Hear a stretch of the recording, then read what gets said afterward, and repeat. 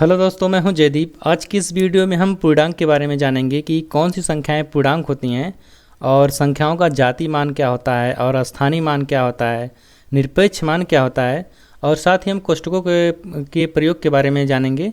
तो चलिए शुरुआत करते हैं इस वीडियो को। अब पूर्णांक संख्या किसे कहते हैं कि वे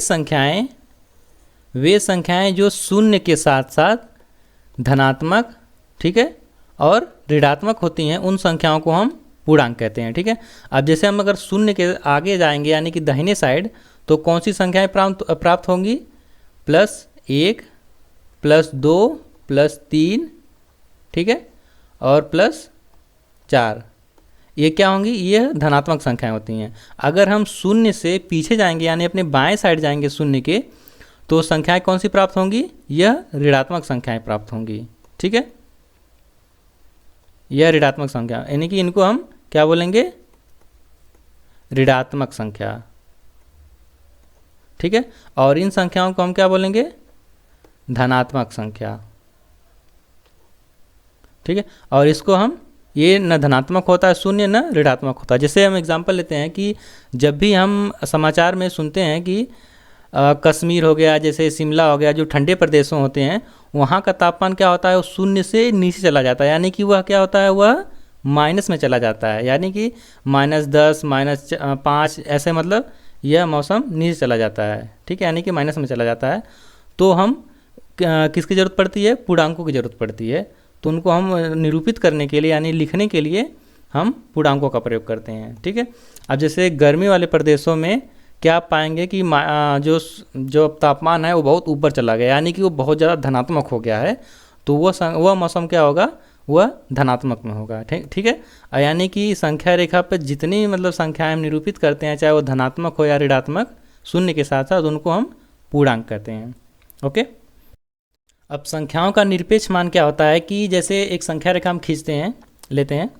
ठीक है, अब यहाँ पे हमने शून्य को लिख दिया, ठीक, और +1, +2, +3, +4, ठीक है, और उसके बाद -1, -2, -3, ठीक है, -4, ठीक है। अब यहाँ पे निरपेक्ष मान का मतलब क्या होगा कि शून्य से वह संख्या कितनी दूरी पे है। ठीक है, अब जैसे एग्जांपल लेते हैं कि -4 का निरपेक्ष मान क्या होगा। ठीक है, अब हम गिनेंगे कि जो -4 है शून्य से कितनी दूरी पे है। तो क्या गिनेंगे कि 1, 2, 3, 4, यानी कि जो -4 का निरपेक्ष मान क्या होगा? यहाँ पे 4 होगा। सिंपल। ठीक, वैसे ही अगर धनात्मक जाएंगे, यानी कि हम जैसे हमें पता करना है कि +3 का निरपेक्ष मान क्या होगा, तो हम काउंट करेंगे कि 1, 2, 3, यानी कि +3 का निरपेक्ष मान 3 ही होगा। ठीक है, यानी कि शून्य से जितनी दूरी पे संख्या होगी वह उसका निरपेक्ष मान होगा। ठीक है। अब जाति मान क्या होता है कि जैसे कोई संख्या ले लीजिए, जैसे मैं लिखता हूँ कि यहाँ पे 328। ठीक है, अब 328, ये इसका जाति मान जानना है तो हम कैसे पता करेंगे? अब यहाँ पे जो जाति मान यहाँ पे 3 है, इसका जाति मान क्या होगा? यहाँ पे 3 ही होगा। ठीक है, और 2 का जाति मान क्या होगा? 2 ही होगा, क्योंकि संख्या चाहे दहाई में हो, चाहे सैकड़े में हो, चाहे हज़ार में हो, चाहे किसी भी स्थान पे हो, उसका जो जाति मान होता है परिवर्तित नहीं होता, नहीं है, बदलता नहीं है। वह ऐसे ही रहता है जैसे अपने वो मूल रूप में होता है, यानी कि जाति मान में कोई परिवर्तन नहीं होता है। ठीक है। अब जैसे अगर स्थानीय मान का पता करना है, तो स्थानीय मान क्या होता है? जैसे पिछली संख्या हमने ली थी 328। ठीक है, अब इसका हमें 3 का हमें स्थानीय मान पता करना है, तो यह क्या है? यह कहाँ पे स्थित है? यह सैकड़े पे। ये जो पहला क्या होता है? यह इकाई इसको बोलते हैं। ठीक है, इस संख्या को यानी दूसरे की संख्या पे दहाई। ठीक, और जो तीसरे की संख्या पे रहेगी तीसरे स्थान पे, उसको हम सैकड़ा बोलेंगे। ठीक है, अगर चौथे पे अगर कोई संख्या आती है तो उसको हम हजार। इकाई, दहाई, सैकड़ा, हजार। ठीक है, ये मेरी थोड़ी हिंदी लिखने में थोड़ा दिक्कत है। तो ये इकाई हो गया। 8 क्या है? इकाई के स्थान पे है, और 2 क्या हो गया, ये दहाई के स्थान पे है, और सैकड़ा क्या हो गया, ये 3 जो है ये सैकड़े के स्थान पे, ठीक है। अब जैसे इसका स्थानीय यानी 3 का स्थानीय मान क्या होगा कि 300, ठीक है, और 2 का स्थानीय मान क्या हो गया 20, है ना, और 8 का स्थानीय मान क्या होगा 8 ही होगा। यानी कि जो संख्या कोई किसी भी संख्या में जहाँ पे रहती है उसका हम इकाई दहाई सैकड़ा करके हम उसका स्थानीय मान निकालते हैं, ठीक है। और अगर हम स्थानीय जाति मान बताना होगा तो 3 का जाति मान क्या होगा 3 ही होगा, और स्थानीय मान क्या होगा 300 हो गया, ओके।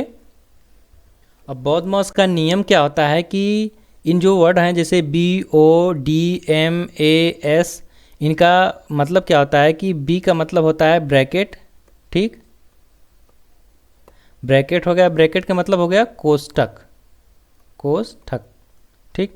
और इनको हम कैसे निरूपित करते हैं, इस तरह, यानी कि 2 तरह के लाइन घुमा देंगे तो इसको हम छोटा कोष्ठक बोलेंगे। अब छोटा कोष्ठक क्या होता है, यानी कि इसको हम छोटे कोष्ठक को राउंड ब्रैकेट बोलते हैं, ठीक है। ये BODMAS के नियम में नहीं है, ये मैं कोष्ठक के बारे में बता रहा हूँ, ठीक है। अब जो मझला कोष्ठक होता है यानी जो ऐसे चिन्ह होता है, ठीक है, तो इसको हम क्या बोलते हैं ब्रेसेस, ठीक। और जो बड़ा कोष्ठक होता है उसको हम क्या बोलते हैं स्क्वायर ब्रैकेट, ठीक है, इसको हम स्क्वायर ब्रैकेट बोलते हैं। ये तो हमारा ब्रैकेट हो गया B का मतलब BODMAS के नियम में, ठीक है। अब O का मतलब क्या होता है ऑफ, और इसका मतलब हिंदी में क्या होता है का, और इसका कोई जो संकेत होता है नहीं होता है, कोई संकेत नहीं होता है, ठीक है। और D का मतलब क्या होता है डिवीज़न, डिवीज़न, और डिवीज़न का मतलब क्या होता है भाग, भाग को हम ऐसे निरूपित करेंगे, ठीक है। और उसके बाद फिर M का मतलब क्या होता है मल्टीप्लिकेशन, मल्टीप्लिकेशन, ठीक है। अब मल्टीप्लिकेशन का जो संकेत होता है वह क्या होता है गुणा, ठीक है, यानी इसको हम गुणा भी बोलते हैं, गुणा, ठीक है। और उसके बाद फिर A का मतलब क्या होता है एडिशन, एडिशन, एडिशन का मतलब क्या होता है योग यानी कि जोड़ना, योग का मतलब हो गया जोड़ना। अब इसका संकेत क्या होता है, ये एक लाइन ऊपर से एक लाइन नीचे से, यानी जब मिलेंगी तो वह क्या होगा जोड़ हो जाएगा, ठीक है। और सबसे लास्ट में क्या है S का मतलब क्या होता है सब्सट्रैक्शन, SUBSTR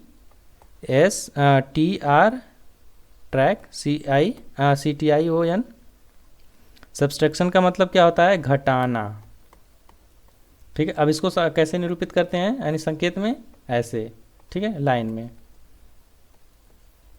अब जैसे हम कोई गुणनखंड करेंगे तो सबसे पहले हम छोटे जो छोटा ब्रैकेट होगा उसको तोड़ेंगे, ठीक है, और उसमें अगर कोई पहले चिन्ह होगा, पहले चिन्ह में मतलब जैसे पहले अगर भाग आया है तो भाग को पहले तोड़ेंगे, यानी कि उसका पहले गुणनखंड करेंगे, ठीक है। उसके बाद फिर हम जो हमारा गुणा रहेगा चिन्ह, गुणे का चिन्ह रहेगा उसको हम समाप्त गुणनखंड यानी समाप्त करेंगे, फिर जो प्लस होगा प्लस को करेंगे, और सबसे लास्ट में हम माइनस को इसका हम गुणनखंड करेंगे, ठीक है। ये वीडियो कैसी लगी प्लीज़ मुझे कमेंट करके बताएं, और ऑनलाइन एकेडमी चैनल पे अगर आप नए हैं तो प्लीज़ ऑनलाइन एकेडमी चैनल को सब्सक्राइब करिए और चैनल के साथ बने रहिए। तब तक के लिए धन्यवाद, थैंक यू।